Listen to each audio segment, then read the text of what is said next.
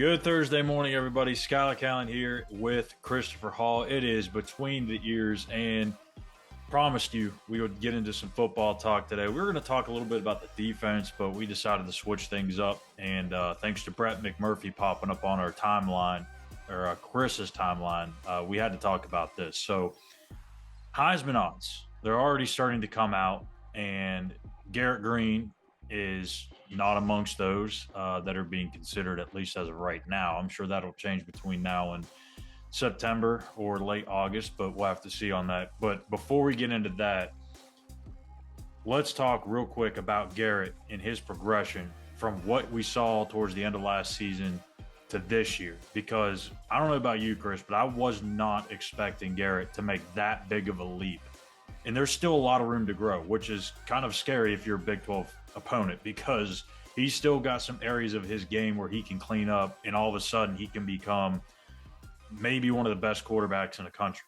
And maybe he ends up being in the Heisman race. But to go from where he came in 22 to 23 was a massive jump that I don't think anybody expected.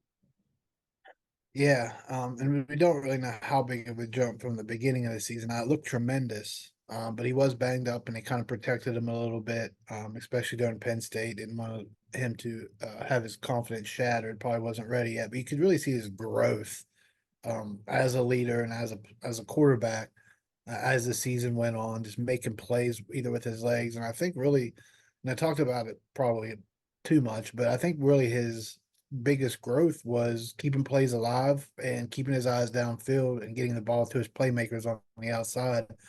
Where in the past, he just relied on his legs. That was just so much muscle memory from when he was high school, where they ran the read option, and a lot of their offense was generated on the run game. And really, when you kind of think about how far he's come and everything that he did, he was so far behind the rest of his quarterbacks in his class because he didn't do the camps. He played baseball all summer. So really, fans or analysts from the outside looking in, they said, well, he's been there 4 years. He should be further along. But again, he's really like 4 years behind everybody else. So I think really just you really look at from when he came to West Virginia, I know a lot of fans wanted him to start early. He just was not there. Didn't understand how to read defense, didn't understand a lot of what it takes to be a college quarterback, but you just saw the growth, so much growth as the season went along. Now, some of that may have been just because he got healthier as the season went along. He did have that ankle issue, but it was you could see it in practice and fall, but you didn't really like the growth of that from fall camp to the end of the year was such a big margin. It was really impressive, and a lot of it, we talk about Pat Sumnick a lot. A lot of this just has to do with Yeah. confidence. When you start making plays, and you can make them, it becomes kind of that muscle memory as well, where it's repetition, and he was able to make the plays. So there was a lot of growth, but he still has a long way to go to be considered one of the better quarterbacks in the Big 12. Well, I mean, and who's to say too? Like, does Garrett even make this sort of a jump if he maybe gets thrown into that starting role earlier? I don't know that he does, because, as Neil's talked about many times before, if you throw in a kid, especially a quarterback, that's like a fragile position, right? If you throw them in before they're ready, they may lose that confidence and they're ruined. So I don't know Start if, seeing ghosts. Start seeing 14, yeah, 15 defenders out there. exactly. So like I don't know that if he comes in and starts in 22 and say they don't bring in JT Daniels, maybe he goes through the whole season and really struggles. They go 4-8 or something like that, and doesn't maybe throws 12 picks, like, and he's ruined. And then you're really starting to search for a quarterback in 23. So I think they handled this perfectly. I think sometimes it's, hindsight's 2020, and, or maybe not so 2020, but fans can look at a player's success and say, oh, look, he should have started 2 years ago or 3 years ago, or same thing with Jaheim White. People say, he should have played earlier too. It's all different. I think there's a difference between being ready per se and being game ready and actually able to contribute. And for game or for excuse me for Garrett Green, I don't think he was really truly ready until this past offseason. And I think we saw that. And again, like you said, I don't know what that jump from the beginning of the season to the end of the season really would have looked like, because he didn't play TCU, or he didn't play Texas Tech. He didn't really play the Pitt game. who knows what he would have looked like in those games or what his numbers would look like. But what we do know is he completed 53% of his passes. He only threw 4 picks. To me, that's kind of a wonky stat because if a guy that is really struggling to complete passes, you would expect that those interception numbers to be really high. But his biggest issue, as we've documented many times on here, is just the hitting those dinks and dunks that are wide open. He's got to learn to take some MPHs off of it, and also they take a lot of shots downfield. That's a big part of it as well. So I think And that drop passes. completion, There were some drop passes as well. yeah, A lot of it goes into it, and then just throwing the ball away. But yeah, you want to see that go up by at least 10%. yeah. I mean, if you can get that to 60-ish, I think you're in a good spot. So let's get to Brett McMurphy's tweet here. This is the Heisman odds.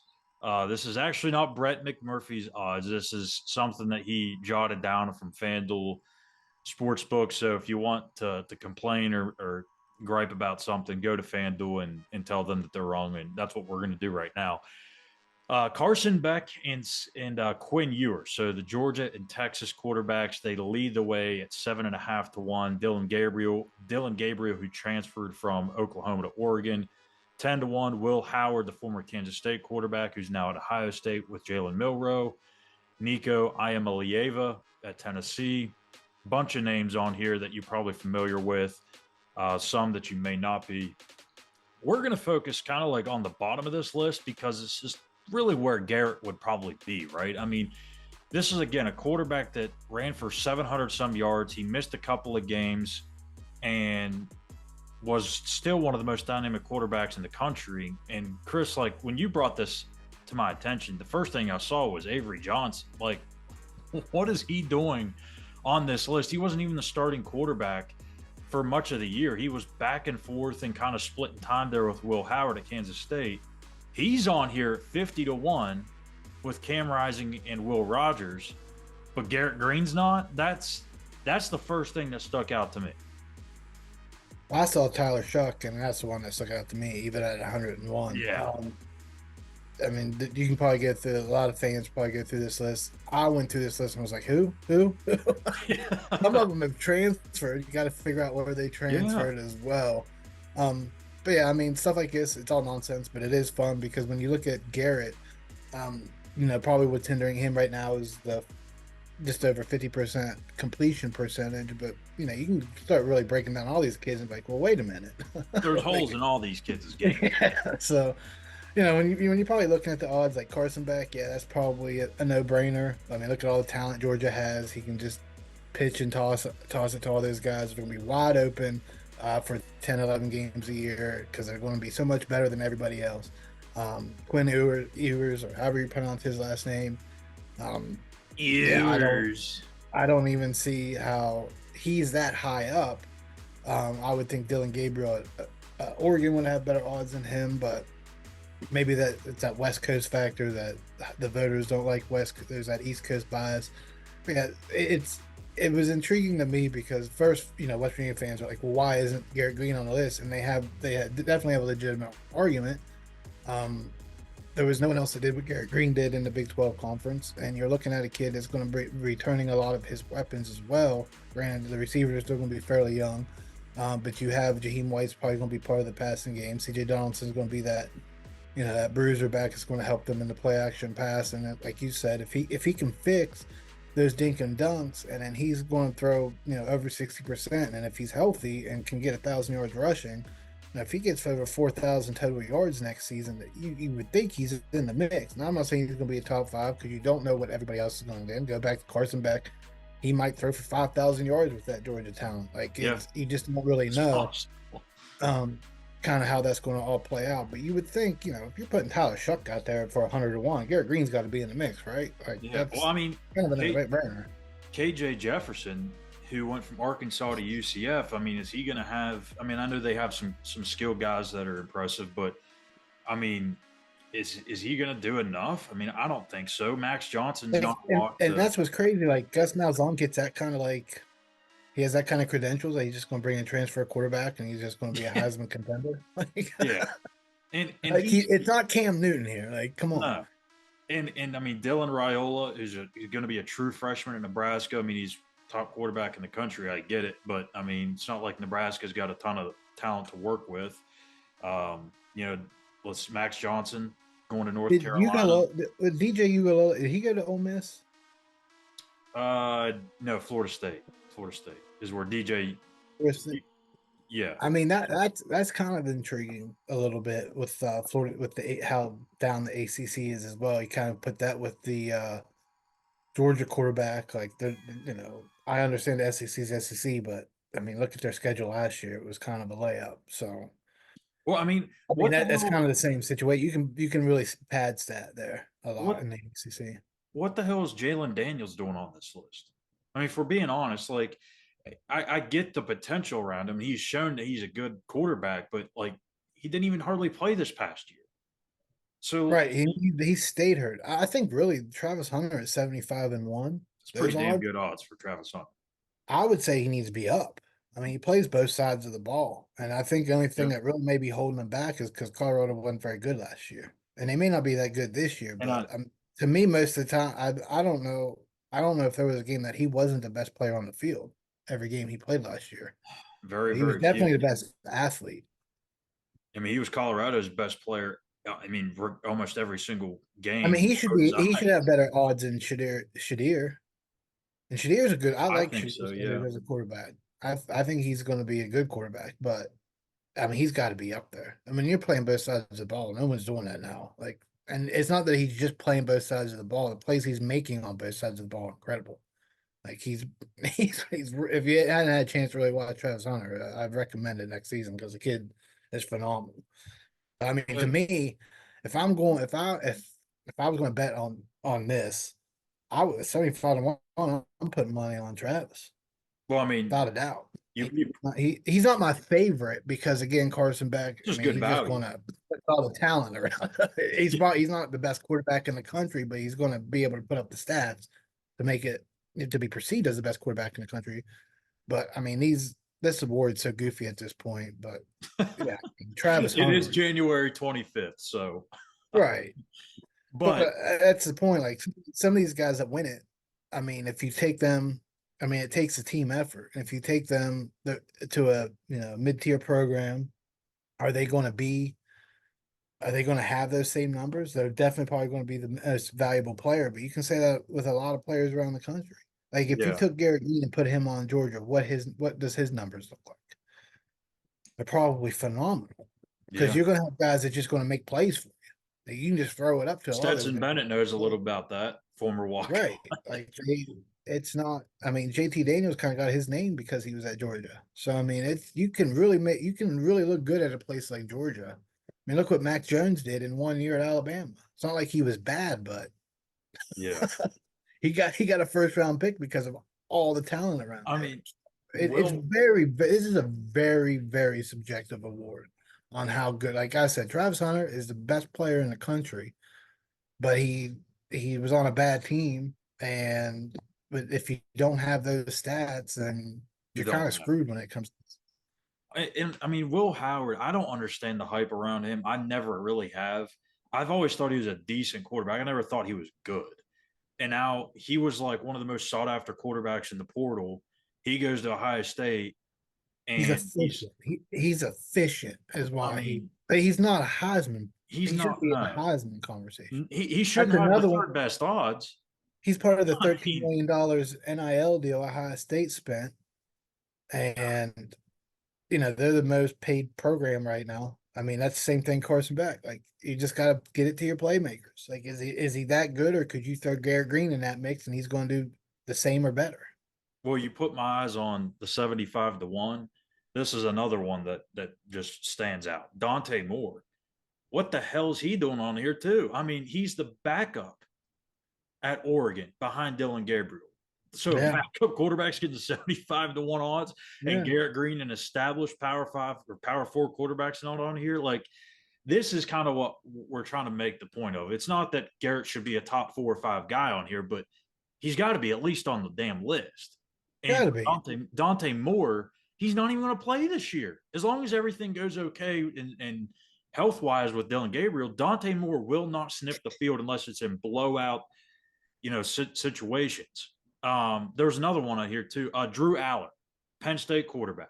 Are we sure he's going to be their starting quarterback? I mean, he had a really good year, 25 touchdowns and 2 picks, but he too was sub 60% completion percentage. They're really high in the boat. Prbula kid, I don't know. I mean, Drew Aller, I got his stats right here. Completed 59% of his passes, 25 to 2 touchdown interception ratio. He ran for 206 yards, 4 touchdowns, which is only 2.8 yards a carry. You put those up against Garrett Green, I mean, they kind of balance out. So I don't know. I don't get where Will Howard's at on here. I don't get why Drew Aller is as high as he is. I don't know why Jalen Daniels or Dante Moore are even on They the damn could have just they team. could have just said, "Hey, here's Garrett Green, 200-1." I'd be Yeah, happy. and maybe and this is just the tweet. Just This give is him a just mention. Just give him a little, just a mention, just a yeah. blurb, just something. I He mean, definitely if he's you been were electric. He won West Virginia games. Like when you're looking at Heisman, did he single handedly win games? Did he help his team win games? Could you plug in somebody else from around the league in this system and they'd have the same success? That's not, would Carson Beck have the success at West Virginia as he's going to have at Georgia? Probably not. Is he going to single handedly win West Virginia games? Probably not. Same with Quinn. Dylan Gabriel, yes, I think you could because he's a dual threat similar, quarterback. yeah. Same thing with Will Howard. I think he could do the same thing. Um, but I mean, you have to also look at leadership and the fit and the culture as well if they're going I to have mean, success. So it's just there's a lot that goes into it, and I always feel like they always go for this act like they don't have that X factor anymore. Like Carson Beck should not be the front runner. Like you need that X no. factor. Are they winning them games single handedly? Who's making the plays on that team to put them over the top? And a lot of these guys just have really good receivers. I mean, and Cade Klubnik too. Like, I mean, this was a kid that they were worried about if he was even going to start or not the entire year at Clemson. I mean, he was 19 to 9 touchdown interception through for 2,800 yards. Trying to find it, what his rushing was. 182 rushing. Like what? What is this kid doing at 30 to 1? I mean, what is going on here, FanDuel? I wouldn't even call it a sucker bet. You know what I mean? Like Yeah. not even a good sucker bet. So I mean, so if you had the ability to kind of put Garrett on this list somewhere, where would you put him? I mean, because I know we would move some of these guys around, but where would you put his odds? I mean, 100-1. I mean, it'd be at the bottom. But I mean, at the same time, I wouldn't have, Well, I you guess know, if it was this list, I mean, yeah, I Clay guess you'd Clay still probably say Klubnik at 100. 30-1 either. So I Yeah, would have Garrett above him. But it could be because I mean, look what Clemson's done the last couple of years. I mean, they haven't been good. right. So what's he done to win them games? So there's not that X factor. Like Jalen Daniels, if he stays healthy, he should be up there 100%. Like he's an X factor. He's single handedly won Kansas game. Yeah, And you could say that about Will Howard at Kansas State. That's fair. Dylan Gabriel last year at Oklahoma, like that's more than fair. The rest of these guys, not so much. yeah. Travis Hunter, to me, Travis Hunter is the best player in the country. Um, and it's not close. Like, it's just No, not. it's not. I don't think so. I mean, when you can play both sides of the ball at that elite of a level, But you have to have team team success as success. well. Yep. You do, and you have to. And he made plays to put them in position to win games, and he's not the quarterback. But I mean, he's to me, if he's not it's always depending on team need in the NFL. But if he's not one of the top picks going into the draft next year, that would be insane to me. Well, since we're talking about draft and all that stuff, I know it's like kind of crazy to even think about because of his size, right? But we've seen some small quarterbacks go to the NFL. Bryce Young is maybe the smallest, and he just went number one overall last year. If Garrett puts together another strong season where he completes over 60%, he checks that box, he fixes the dinks and dunks issue, his footwork's more clean, he throws for more yardage, the rushing stays the same. I mean, can he have a shot? Like realistically, do you think he has a shot to be somebody that gets drafted? He would for me, he would have to be going because of his size. Bryce Young got that, he had the Saban effect, the Alabama effect. Bryce Young's good. I think he can be a good quarterback. But in the past, he wouldn't have got that. He wouldn't have received that much attention because of his size. He wouldn't have had that much success in college because of his size. Because the linemen there can give him windows to pass through. As you know, they give those quarterbacks windows to pass through in the league because of how big the defensive linemen are. So, and that kind of goes back to what Drew Brees did during his time in the NFL. And I mean, Garrett, he's got a long way to go to get drafted. He can definitely be an undrafted free agent or more like, kind of like I'm not saying he would have the success of Brock Purdy, but that late draft pick that you can see kind of like Tyler Paget over at Chicago, kid that played at Shepherd. You can kind of see him in that role, but he would have to make leaps and bounds in the passing game to really be considered a draft pick because you got to make those, you got to give those gimmies, and you got to be one of the hardest things to do as a small quarterback is to hit over the short, medium passes over the middle of the field, because you're at that disadvantage of being short trying to throw over the line. So it's got to be able to show that, and if you have an offensive coordinator kind of scheme and give you those pass windows over the middle for him, then yeah, he could have success. But he's got really a long way to go because of so much of his game. If he can continue to improvise and build on um, keeping the play alive with his legs and looking downfield. How many times have you seen it in any level where the really the best play is when it breaks down and the quarterback can keep the play alive and look down and the receiver knows what Yeah, to do and get open and just kind of make a play. And that's really what his best asset is right now is just his ability to get out and keep and just make a play. And yeah, if he can get the dinks and dunks and continue to do that, then he'll definitely have a shot in the NFL. How long? Because the NFL is really fickle with quarterbacks. It's another yeah, question, but I think he could. especially for guys his size. But at the end, I really don't think the size is going to be a factor. I really don't because Bryce is 5'10", 204. Garrett's 5'11", 203. So it's literally an inch and a pound He'll have to show that middle. he can throw But from different angles, from that's the different that's arm the thing. slots, and that's really where he. And as a baseball player, he can probably do that. But he'll just have to show it and be consistent, and Yeah, obviously he'll have to stay healthy so he can show it. And really, I mean, for the team as well, but you go out and put big numbers against that Penn State defense, start year one, all of a that'll sudden catch some eyes. those odds are going to go way Yeah. way down. You're probably looking at 50-1 or better, depending on the numbers. So he'll have his opportunities. There's no doubt about it. And the biggest one is Penn State because they just lost to NFL, a bunch of NFL talent, basically, that they're all going to go to the draft. But at the same time, they're going to reload. I mean, Penn State always has good Yeah. defense. Always. I don't know what attracts defensive guys there, but throughout, I mean, you go way back. Turner was there forever, but go way back through there and look at all those guys that came through there. I mean, LeVar Arrington's probably the one that really sticks out to me the most. That was just a phenom when he was at Penn State. So they're going to have guys, and they'll put up numbers, and that defense that plays kind of in a I want to say a weak Big Ten, but they only play two teams a year. And they can kind of pad those Legitimate. stats as well. Yeah. Doesn't mean that they're good, but they'll be able to pad stats. And when they go back and look, like, well, look what he did against that Penn State defense. Now, of course, they'll get the treatment of, well, they weren't that good of a defense yet because they were coming together. But if there's anybody else, of course, they'll be like, oh, look at the numbers they did against Penn State. So Well, I win mean, some, lose some when you're West Virginia. You can't ever get the benefit of doubt. so I mean, if you really believe Garrett Green is going to win the Heisman, go ahead and put your bet in now or whenever We it becomes you available. can't. Yeah, you can't. Whenever there's I odds wonder. out I would like to know if they, you would think almost every Power Four quarterback, I guess now should P4 have something. quarterback. Yeah, you should have some kind of odds in almost every single one. A returning starter is 100%. Like a returning starter or like a Will Howard that was a starter and he's going to a program. Like you got to have. I think you would place odds on any of them. I would think Garrett would be. I mean, Tyler Shuck is 100-1. Yeah. And he's been I'm just nothing but kind of hurt for lost the on last that two one. years, and he's been average when he's been on the field. So like Yeah, I don't uh, understand that. That's the I one I don't understand.